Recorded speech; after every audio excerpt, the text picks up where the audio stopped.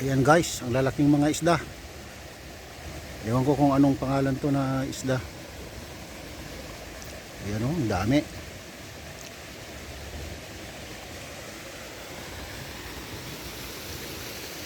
Puro pispan to guys. Dito nagpipiknikan yung mga tao, pumupunta. Kung gusto mong mamingwit, pwede kang mamingwit. Ayan o, yun ang lamesa namin.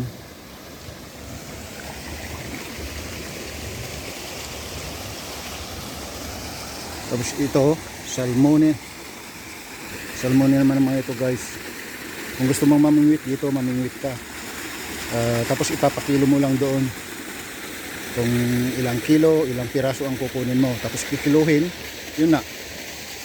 Excited lang kasi pag ikaw mismo ang mamingwit. Pwede rin silang mamingwit, ipapabingwit mo sa kanila. Tapos babayaran mo doon. Ganyan lang guys.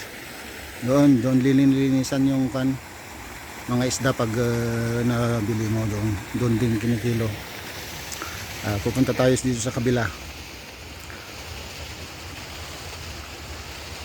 Yung karpa na nandun sa kabila din guys, pero puro salmone mga ito. Ito iba rin mga isda to.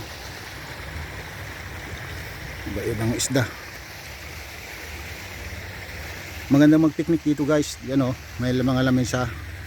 3 euro ang isang lamesa. Bayad. Ayan. Maluwang to guys.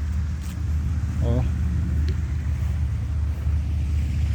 Dito yung mga kwan. Ito sa kabila, ano kayang mga laman dito? Ganon din. Halo-halo, may mga hito rin oh. Ay, di yun. Karpa pala dito guys. Ayan oh, lalaki. Ayan guys, karpa. Takbo sila sa gitna. Takot. Ayan mga karpa. Karpa naman dito. Ayan oh. Lalaki. Mga ang isang piraso siguro aabot ng 5 kilo. Yung isang karpa. Dito tayo sa dulo. Ayan, ito na. Ito sila guys. Ayan o, ito. Aabot siguro ng mga kwanto. Sa 10 kilo. Ayan. Malapit sila sa kwan ng daluyan ng tubig. Ayan sila, dami.